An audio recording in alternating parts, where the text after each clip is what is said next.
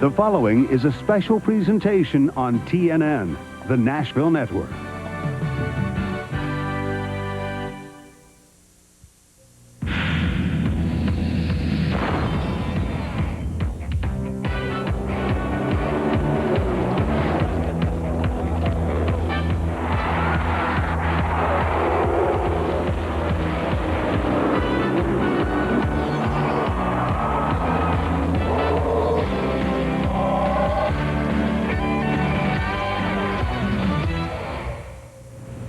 Good evening, everyone. Thanks for joining us here on Inside Winston Cup Racing, a special one-hour live edition from the Dover Downs International Speedway, where the Miller Genuine Draft 500 NASCAR Winston Cup race was run this afternoon. Kyle Petty, a long drought, but he finally got in victory lane here this afternoon on this new cement on this track. There were a lot of variables that made up this race this afternoon. Bill Weber is in our studios in Charlotte, North Carolina. Good evening, Bill. Good evening, Ned, and we'll be back to you in just a few moments. Hello, everybody. Dover Downs now calls its track White Lightning, and lightning struck on the second lap today. We'll have the highlights and hear from Ned and Randy Pemberton live from the track, plus the recap of Saturday's Busch Series race.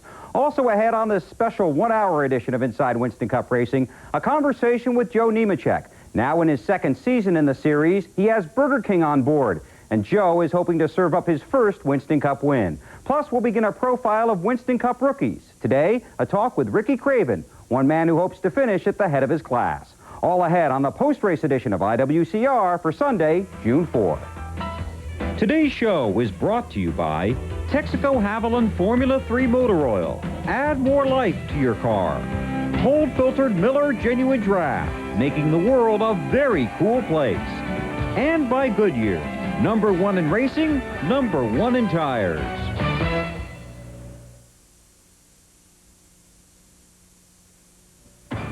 Today's Winston Cup highlights are brought to you by Texaco Haviland Formula 3. Add more life to your car. The Monster woke up early at the 1 Mile Speedway in Dover today. After a rare Sunday morning practice, the field lined up at Dover for 500 laps full of questions. New surface, new tires on a narrow track. Once again, Jeff Gordon was on the pole, but there were several fresh faces near the front of the field at the start, and at the finish, an old friend in victory lane. The field took the green flag, anticipating 500 long miles on the new surface at Dover. Ward Burton's Hardy Chevrolet had been strong all weekend after testing at the track, preparing for this race. Burton started second and quickly took the lead on the opening lap, chased by pole sitter Jeff Gordon. John Andretti also qualified well and started fourth, but in the fourth turn on the second lap, Andretti's Little Caesars Ford slid out from underneath him, was tagged by Ricky Craven, igniting a wild smoke-filled scene, hiding cars careening across the track.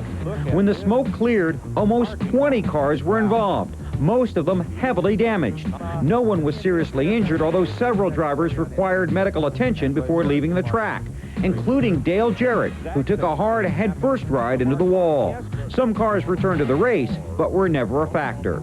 Under green, Burton led through the first 44 laps. Jeff Bodine had high hopes, but spun on lap 26.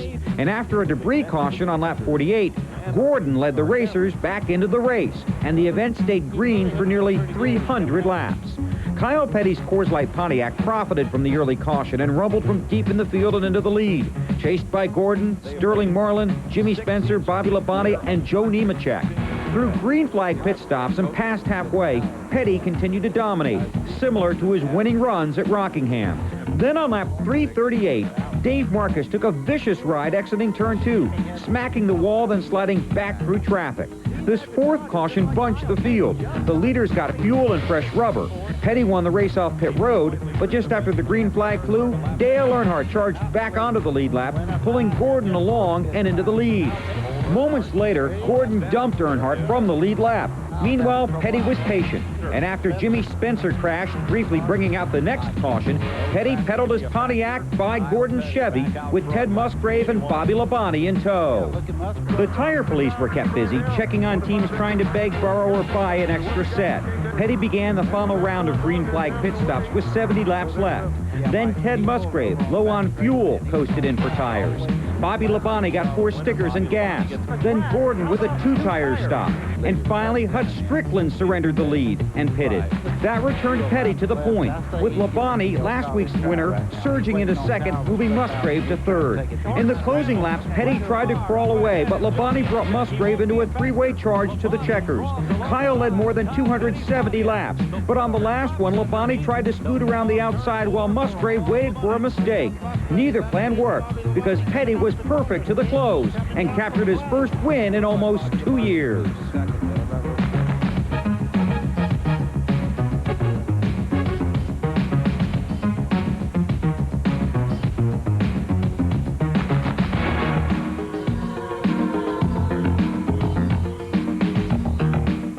Long weekend and a rough start to the race at Dover today, but a fantastic finish. Let's go back there right now live and join Ned Jarrett and Randy Pemberton. Guys, quite a day up there, wasn't it?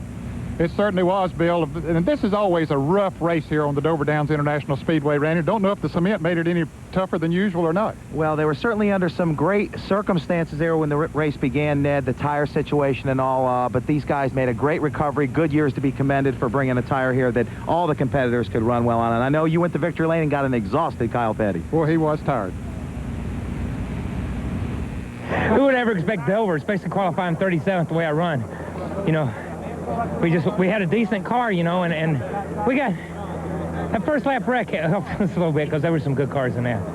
Can't catch my breath, man. Still a little dizzy, but just one of them days where everything went your way, you know. I mean, had to borrow tires from people, and NASCAR looked after all that, and Goodyear did a good job bringing another set of tires in 24 hours. That's an incredible job. I think that shows what Goodyear can do, you know. I mean, I think that shows why there were so many people loyal to Goodyear last year, but you know, I can't say enough about Coors Light and Barry and Felix and the Cringe. Keith Simmons, who built our motors, this was his first, maybe his first Winston Cup win. I don't know. It's my first one in a long time. Feels like my first one anyhow. I think we shocked the racing world, Ned. You know, we got off to some good runs earlier this year. Our finishes haven't reflected that, and that's when you gotta check your character. You know, you gotta take a gut check and see if you're still there and see if you still want it. And we talked about it as recently as this week, you know, and didn't qualify good up here, but we didn't give up. I made some changes on the car this morning, guessed at them. Kyle doesn't care what I do. He supports me. I support him, and it couldn't have come at a better time. It's, you know, I said I got to win the race this year for my children if they got to put me in jail for it. And we did it, and that only makes the next one come easier. It's a good run for Pontiac. I told him I thought we could win a race with this year's car, and let's take that and put it into next year and even be better. And I know now he's a believer in that. Congratulations to Kyle Petty and that entire team. Joining us now, Hut Strickland. Really hot, one of the hottest guys on the circuit. You just came back. You didn't have a ride there for a while. You're doing a magnificent job. You finished in the top 5 today. Well, thanks, Randy. You know, I'll tell you, you know, I have to give all the credit in the world. You know, all these guys on this Quaker State team, you know, they've been doing a great job. You know, really for the past 4 or 5 weeks, you know, we just haven't really quite shown it here until the last 2 weeks. And, you know, our team is really coming together. And, you know, I can't wait, you know, for some of these races that's coming up here at Pocono, Michigan, because that's 2 of my best racetracks. So, you know, who knows what might happen there. What about the cement? How'd you find it? Ned, it was really pretty good. You know, there was probably about a groove and 3/4, I guess, actually got worked in. And, you know, if something did happen like what happened to me earlier there when I got in the back of Chuck Bound, you know, I was able to run up in the, I guess, the 3rd or 4th lane and, you know, and still have some escape. So, but the thing really did, you know, work good. And, you know, I tell you, these guys done a great job on this surface here. I can't complain about it one bit. Hey, Hut, can you explain your success right off the bat with these guys like that? Well, not really. It's just really just a you know, communications thing. I feel like, you know, with myself and Richard Broom and, you know, every guy here. And, you know, we have at least a little bit of problems, and we go to the truck and we work on it and really solve it. And, you know, I was really impressed by them this week. You know, we come here and, you know, we was off about a 2.5, you know, the first practice. When we went back to the truck, we didn't panic. And, you know, that's really what, you know, how you tell really how good your race team is when you're able to come back from a deal like that. Congratulations on your success. Thanks, Randy. Thank you, Hut. We told you yesterday that Dale Jarrett would be on the show with us here today, but Dale had that terrific wreck right in the first of the race. He had to go on home and get check in with the doctor in Hickory, North Carolina. We need to take a short break right now, and as we leave you for this break, here's a look at the balancing finishing order for the Miller Genuine Draft 500.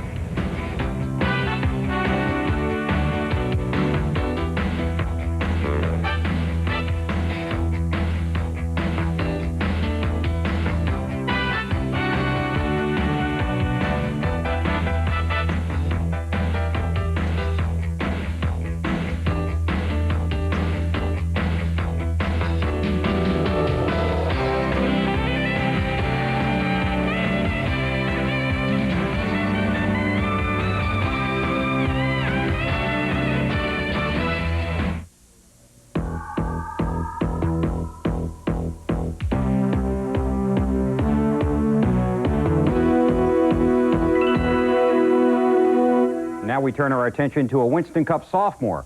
Joe Nemechek's racing career has been a family affair. Like many young drivers, he has struggled for sponsorship, fought for respect, and responded to the challenges of the racing profession. This year, he is owner, driver, mechanic, agent, and public relations guy. You might even find him helping out at the drive-thru window. All for one reason, because Joe loves to race. And now he believes he has a recipe for success that includes a rare intensity and some well-done workmanship. Hi. How are you? Alex? Is that your name? How do you spell that? A-L-E-X? Yes. You like race cars? There you go. What do you say? You're welcome. How do you spell that? It would have been a lot easier driving for somebody else.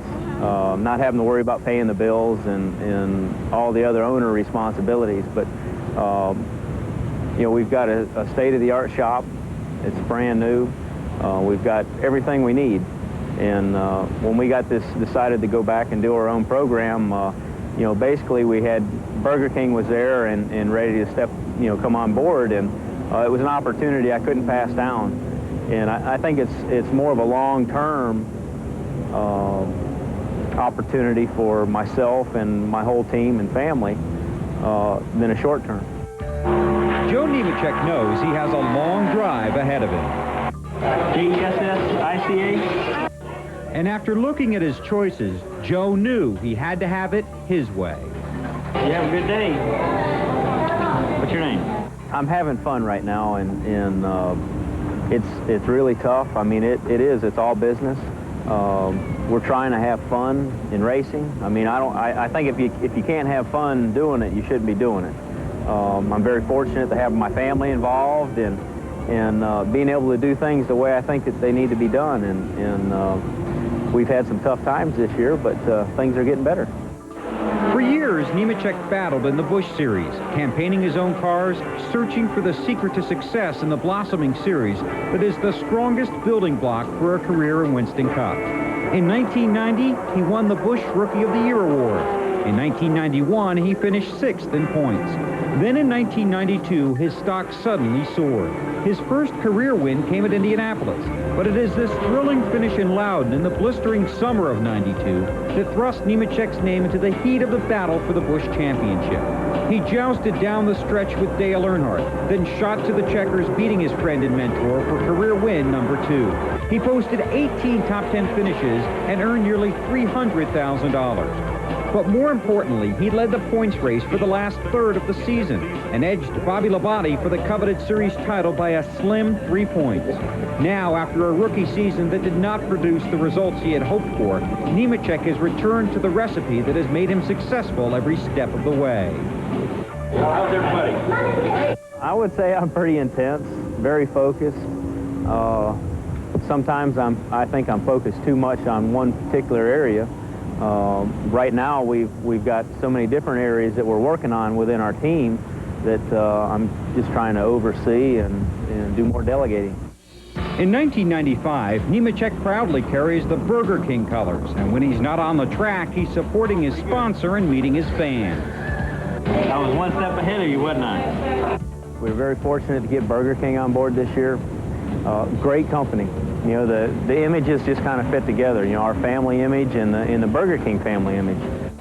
This family includes his wife, Andrea, and the unswaying support of his parents, Martha and Joe Sr. Well, yeah, because when Joe started out, he's always had his family behind him. They've always been to every race he's ever done. They've always been to every sport he's been in. I think Joe's just the type of person that he's used to always doing it his way, and he controls his own destiny. That's why he's wanted to be an owner driver all his life. We have a lot of fun racing, and you have your setbacks, but there's always that challenge to do better, and that's what makes it fun, I guess. In the garage, Nemechek has one goal, making his Monte Carlo go faster. His intensity can be seen in his stride and felt in his stare. Still, he must manage the fragile mix of owner and driver. You know, the most important thing is keeping the crew, the whole team pumped up. You know, we've missed 2 races this year. There's been a lot of good teams go home from races this year, and it's not over yet. So when we have a problem, we go back and we're trying to figure out how we can make it better. How are we not going to have this problem again? Whether we have to change the bodies or work on the engines or whatever we have to do, we're always trying to figure out how to make it better. For now, Nemechek wants to mount a second-half charge that will carry him to a top 20 finish in the points. But that's just an appetizer on his menu for success. I'm very confident I'm going to succeed in this business. I know it's going to take me time. It may take some years, but we've got some great sponsors backing us. I feel I've got an outstanding team, and we're just going to keep building 1 week at a time, and I'm sure we'll have our setbacks, but the setbacks make you stronger, so there's a lot more relief when you do have good days that offset the bad, and we'll just keep building 1 week at a time. Well, Bill, he took a major step here this afternoon in the Miller Genuine Draft 500, coming home in 9th place, and that was quite a feat. And Randy, that's something I'm sure that team needed. No question about it. Only 35th in points, but as he continues to grow and get better in the seat, he'll have more of those top 10 finishes and probably a win in the near future.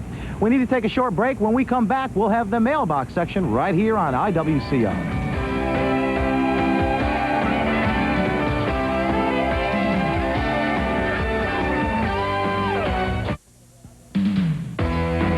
The IWCR mailbox is brought to you by Miller Genuine Draft. Our question is from Cindy Halt from Bardstown, Kentucky. What do the crews use to clean the car's windshield that doesn't streak or scratch? Hi, Cindy. I'm Forrest Sutton, and I work for Bud Moore Dick Trickle on the quality care team. On a race morning, we clean our windshield with a plastic type cleaner. Most of the cars now use plastic windshields, but on a day like today, it could rain, so we put Rain-X on. But out on pit road, we use ammonia. It seems to be quick, and that way you don't have to go over and rub the windshield so long. Well, hopefully we have a quick fix stop. Thanks for writing in. If you have a question, send us a letter at IWCR. We're at Box 240417, Charlotte, North Carolina. The zip is 28224. Now, if we use your question on the air, you'll receive this embroidered Miller Genuine Draft jacket. Still to come on this expanded edition of Inside Winston Cup Racing, a conversation with Ricky Craven, one of the talented drivers aiming for the Max Race Cards Rookie of the Year award. Being an owner isn't real important. You know, being an owner and winning races isn't real important. Being a driver and winning races is all that I ever cared about.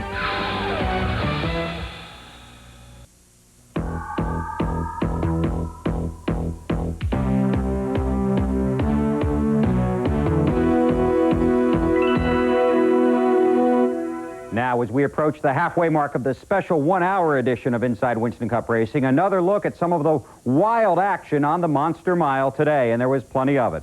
Of course, Jeff Gordon won the pole, his team looking to rebound from a $60,000 fine leveled against them following the Charlotte race. Ward Burton tested for this race and was fast from the green flag, but ran into trouble early and retired. The first caution for this race came frightening early, this multi-car wreck in turn 4. John Andretti's Ford appeared to skate out from underneath him, then the wild scene as virtually everyone looked for somewhere to hide, but there was nowhere to go. Rusty Wallace, Mark Martin, Ricky Rudd, several big names taken out of the race in this crash. Kyle Petty started 37th, carved a path to the front looking for his first win since June 13th of '93. After 3 early cautions, the race rumbled caution-free for nearly 300 laps until Dave Marcus crashed here on lap 338. Now, after pit stops bunched up the handful of cars still hanging on the lead lap, Dale Earnhardt came back to unlap himself with Jeff Gordon zipping into the lead. Then, just moments later, Jeff dissed Dale, dropping him off the lead lap. But Kyle was in a groove. He drove his Coors Light Pontiac back into the lead, led more than 270 laps, but with the checkers waiting, Bobby Labonte and Ted Musgrave, both strong all day, came flexing some late race muscle.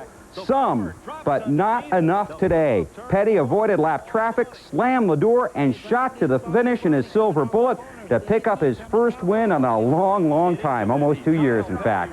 An exhausting and emotional win for Kyle, Barry Dodson, and the entire Sabco crew. Let's head back to Dover now and rejoin Ned and Randy for some more post-race flavor from the MGD 500. Guys?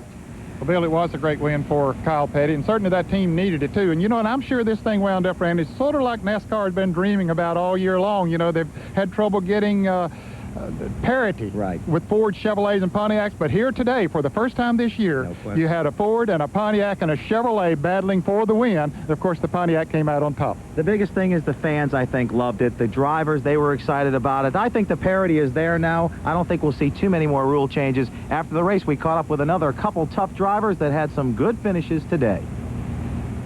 Another great run. Yeah, I tell you, the Interstate Battery Chevrolet was awesome today, and you know, the car you know, was good throughout. We had a couple, you know, times there where we slid around a little bit too much, but other than that, it was pretty continuous all the way through, and you know, we just hung on right there at the end. It was fun. Made a gallant effort on that last lap. Well, I guess that's what waited to the end. You know, I didn't want to do it too early, but yeah, I knew it was going to be hard to pass him on the bottom, so I went to the outside, and it was too slippery up there. You had to have thoughts of winning 2 in a row there.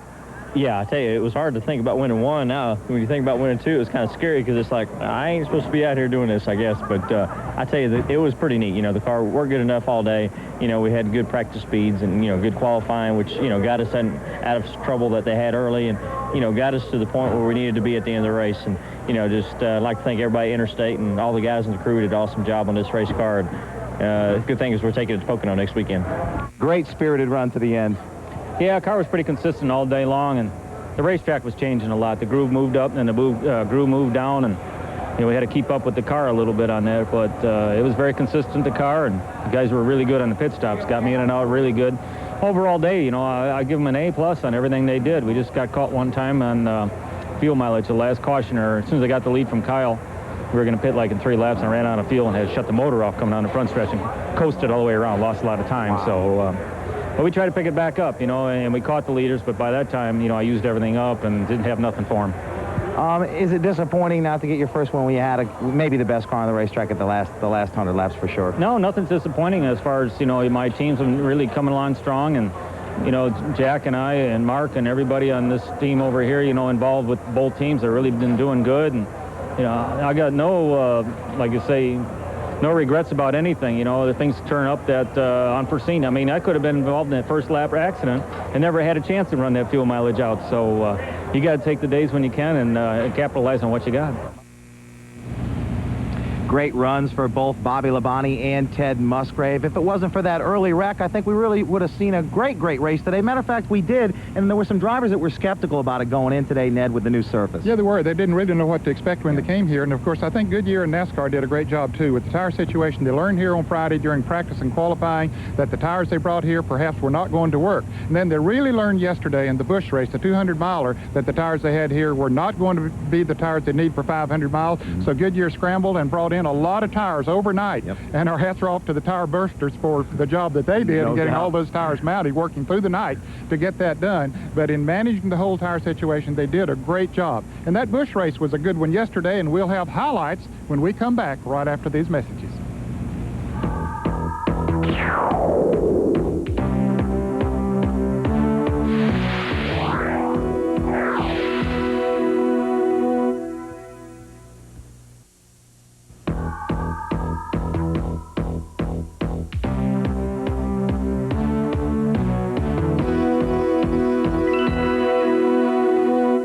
Well, yesterday the Busch Series tried to tackle the 1-mile track at Dover. This was a wicked tire test. Speed was important, but patience was a must. Some teams seemed to solve the tire mystery, but for most it was an irritating puzzle that caused plenty of problems. And at the finish, heartbreak for one promising prospect and reward for another. The 43-car field charged to the green flag, curious about the concrete and concerned about tires. Pole sitter Tracy Leslie led the first 10 laps until a NASCAR caution allowing teams to change tires and allow them to cure. Patty Moise crashed just as the yellow flag flew. She finished 42nd. There were 2 more quick cautions. The first for Brian Donnelly, 10 laps down, 18 laps in, crashing in turn 2. Mark Martin's Winn-Dixie Ford was a victim in traffic. Another NASCAR caution for tires on lap 38 reset the field for the green on lap 43, with Johnny Benson's Lipton T Chevy leading the parade for the next 27 laps before Dale Jarrett took his Mack Tool Chevy by Benson. Rookie Jeff Fuller got caught in a backstretch crash on lap 68, sending most of the field to pit road for new rubber. But Doug Hebron, who had pitted on lap 38, stayed out, with a handful of hopefuls opting for track position over tires. Then, for nearly 100 laps, the race stayed green. There was the potential for problems, but several drivers made great saves in traffic. None more spectacular than Hermie Sadler, and the middle of the race remained green. Vincent battled his way back to the front. Then Mike McLaughlin powered his French's Mustard Chevy into first, chased for 50 laps by Jarrett and Ricky Craven. But as the race rumbled along, almost every car had to stop and grab fresh tires. One by one, cars fell from the lead lap. Then, when Junior Franks crashed on lap 139, Hebron, who had lasted 100 laps on his tires, was the only car scored on the lead lap. When he pitted, McLaughlin and Jarrett slid onto the tail end of the lead lap. When the green came out, Hebron pinched Jarrett from the lead lap, but McLaughlin had enough muster to hang on. Then Steve Grissom tangled with Jason Keller. Grissom spun, hit the wall, the caution came out, and McLaughlin was suddenly glued to Hebron's rear bumper. On the final restart with 42 laps left, Mike got trapped in traffic, while Hebron raced the lap car of Craven. Once the field strung out, Hebron appeared on his way to his first Busch Series win. Then, 18 laps from the finish, his Cincinnati Millicron machine quit. Doug coasted to the pits. He finished 29th. McLaughlin led the final laps with Mike Wallace, the only other driver on the lead lap. Magic Shoes was unchallenged to the checkers, and after a bizarre race, celebrated his first career Busch Series win. It feels great. Everybody works hard for this, and I just have to thank this French's Mustard, Black Flag, Insecticide crew, and all the fans that have supported us to this point. I mean, that means a lot. Fans followed for so long. They've followed me through the years, and we've been used to winning, and you don't win when you come in this series. It's tough, and you have to earn your dues and pay your dues, and I guess we have.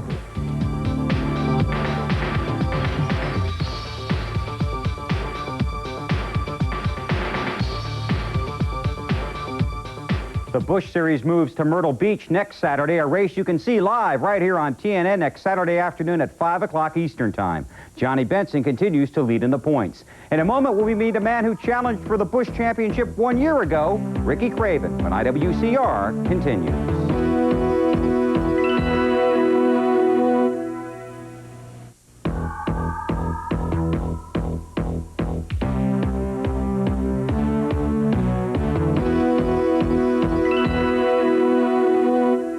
Today, we'll begin meeting the men challenging for the 1995 Max Race Cards Rookie of the Year Award.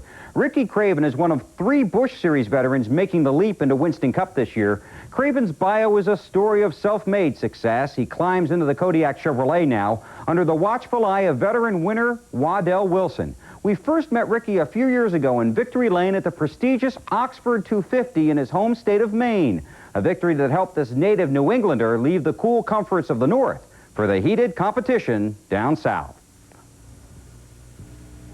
I think the important thing, and I realized this since I've been here, is that you've got to remember that Oxford contributed in getting me where I am. And I'm reminded of that when I get the phone calls or the letters or the response of the fans, and it's great, and I really appreciate it. Ricky Craven's rise to a Winston Cup rookie is the result of endless work on and off the racetrack. He has carved his way up a difficult path, a path he personally paved with patience, persistence, and perception. A winner in the North, but an outsider in the South, Craven's pleasant New England nature was always shrouded by his desire. Now, after challenging for the Busch Series Championship and earning a shot at a Winston Cup ride, his gritty exterior has softened, his sense of humor more evident, and he is gradually gaining acceptance into a tight fraternity. Still, Craven knows only one way to compete: race to win.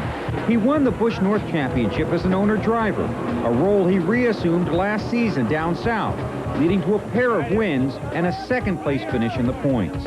Now Craven is solely focused on driving, joining car owner Larry Hedrick and veteran crew chief Waddell Wilson to form a team for the future.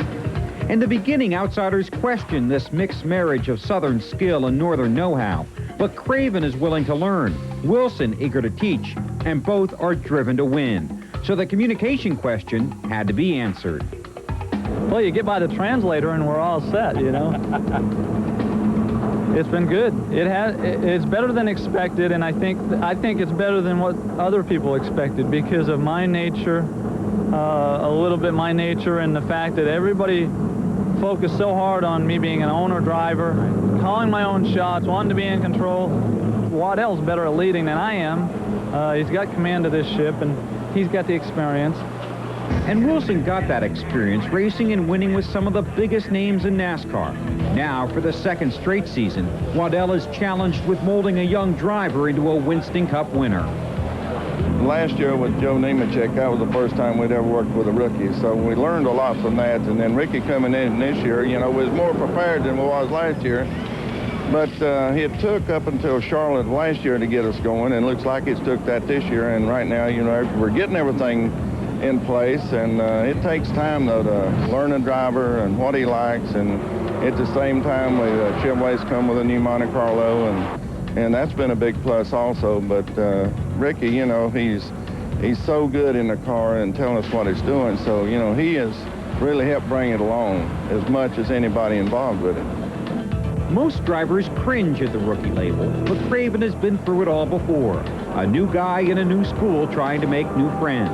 But fortunately, like some of his fellow freshmen, Ricky has been studying hard in the nearby Busch Series and hopes to finish first in his competitive rookie class. I don't think it's by chance that it's come down to 3 Busch Grand National drivers. I know Davey's still got a chance, but being a past Busch Grand National racer along with Robert and Randy has provided us with great experience, and I think that we draw from our Darlington experience in Charlotte and Atlanta and Daytona when we ran those 3,200-pound race cars that didn't have the horsepower that these cars have, but you know, you just can't beat that track time. That's paying off. Craven's off-season graduation was a surprise. Most expected him to remain a Busch regular, then eventually take his own team to Winston Cup. But Ricky considered this ride one he really wanted to take.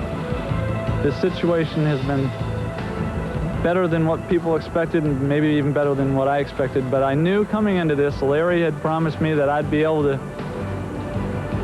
in large part, be in the same capacity I was in. No, I don't own this team. Larry and Sue Hedrick own it, but I have an opinion, and I can voice my opinion, and it's heard. And Waddell's been an awesome coach, but he's also been a great listener. He's trying as hard as I am. Well, I appreciate the credit, but you know, I'm just one small piece of the puzzle, and I'm always happy when everything's working well and going along good. And you know, I've always wanted to win as bad as anybody's ever been in this sport. And I know there's a price you have to pay to win, and Ricky knows that too, and he's looking for that, and he knows it's not going to happen overnight, and so do I. Together, Craven and Wilson look to blend the past with the future. Ricky shivers with the excitement of racing Winston Cup, while Waddell brings the burning desire to build another winner. Well, I'll have to admit there's quite a change, you know, from the past and where we'd been and all the accomplishments, and then all of a sudden you're back with a rookie and never been there before, and you know, I had to stop every once in a while and talk to my own self, say, hey, this is where we're at, what we're trying to do, and realize it wasn't going out there and say, well, we're going to sit on the pole today or have a shot at it or win the race, where now I know that it's going to take some time to be able to get us back to where we once was. Both Craven and Wilson know intensity and sacrifice can be rewarded with winning. Waddell has accepted the challenge of shaping inexperience into success. Craven realizes that for now, the only hat he needs to wear is a helmet. Being an owner and winning races isn't real important. Being a driver and winning races is all that I ever cared about. Whatever I'm doing, I'm going to find a way to make it successful in 3, 4, 5 years down the road, because that's what it takes. It takes that kind of commitment on behalf of the driver, on behalf of the owners, the team, and the sponsor for us to get to the Waldorf, and that's the big plan. And we're joined live here now by Ricky Craven, driver of the Kodiak Chevrolet, number 41. A pretty good run there today, but not a finish like that you would like. No, you're right, Ned. We suffered through it and banged up the Kodiak Chevrolet a little bit earlier than we needed to, and then a long 498 laps after that. Actually, we didn't quite make that many, but still, it's one of my favorite tracks, and glad we finished the race. How did you find the cement as compared to the asphalt? Need to compliment these guys. They did an outstanding job. I think that you can see the effort that they put into the racetrack, and it threw Goodyear a little bit of a curve, and need to also compliment them for the effort they put in, and did a great job coming back with a good tire today. Is Ricky Craven ready to move up another notch now? You had that good run at Charlotte, top 10 finish, the first one of the year. Has that got you and the team pumped up? It's got us excited. Hard to say if we're ready to move up the next notch. I mean, I feel like we are. I think maybe we have a little bit because our qualifying effort's getting better and better every week, and enjoy those top 10 starts, and would like a few more top 10 finishes. Ricky, you got a chance to break in the concrete yesterday here in the Busch Series, made a rare appearance in the DuPont car. Had a good run there, finished third. Yeah, I enjoyed myself, you know, thinking back what got me here to Winston Cup, you know, DuPont for one, and Chevrolet, and the people that helped support me and get me into Winston Cup. I was able to pay some tribute to them yesterday, and I really enjoyed myself. Burnt my feet a little bit. Yeah. That wasn't so much fun, but finishing in top 3 was good for the guys back at the shop, and they really deserve it. They work hard. Okay, good luck for you next week. We're going to Pocono, and I hope you have a great run there. I'm looking forward to it. You guys do a great job, and keep it up. Hey, thanks, Ricky. Okay, we appreciate you coming by. Hey, there's still lots more to come on this edition of Inside Winston Cup Racing. As we leave you for this break, here's a look at what's coming up next week, right here on TNN on WCR. Returns to Pocono, Pennsylvania. Rusty Wallace is the defending champion, and next Sunday morning we'll have the pre-race report from the UAW GM Teamwork 500. He's in the spotlight for 18 seconds each Sunday. The Jackman will examine the power, the pressure, and the performance of one of the most pivotal positions during a pit stop. Stevie Reeves is in his second season in the Busch Series. This year he replaced Harry Gant, driving for Ed Whitaker. You'll meet this open-wheel driver trying to make the transition to stock car racing. Hi everybody, this is Marty Rowe with the group Diamond Rio, and all us guys at Diamond Rio want to say a happy 10th anniversary to Inside Winston Cup Racing.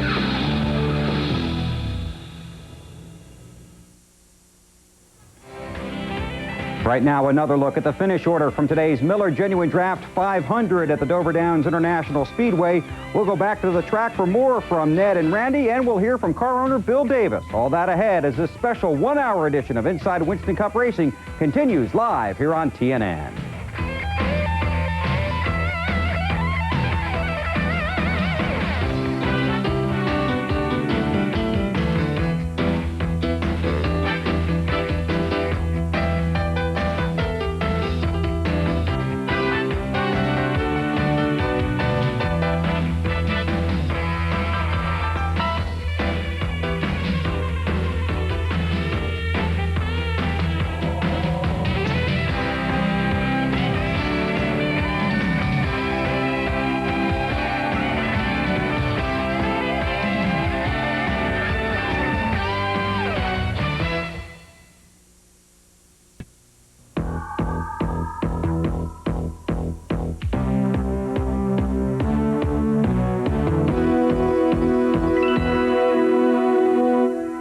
And we'll have live coverage of that race next Sunday right here on TNN. A great three-way fight for the finish today in Dover. Kyle Petty with his first win in 59 races, and an emotional moment for crew chief Barry Dotson. Right now, let's go back to Dover, get some final thoughts from Ned Jarrett and Randy Pemberton, and they've got a special guest, the man whose sponsor will sponsor the fall race up there, Randy. No doubt about it, Bill. Thanks a lot. Bill Davis joining us, car owner for Randy LaJoy. Pontiac's back in victory lane today, Bill. I know that makes you happy. You didn't have such a good run, but I know they're coming for you.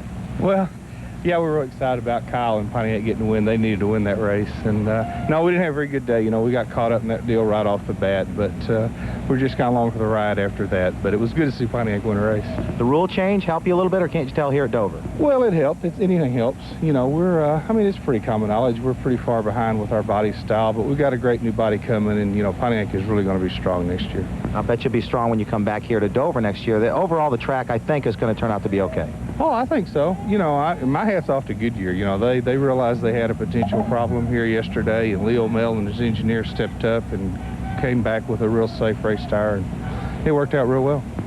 Well, Bill Weber back in our studio said that your sponsor will become the title sponsor of the race. We come back here in September. Yeah, we're excited about that. You know, that just further involves MB&A in motorsports, and it's particularly in NASCAR. And, you know, it's just further extends their involvement in racing and all forms of motorsports, but especially NASCAR.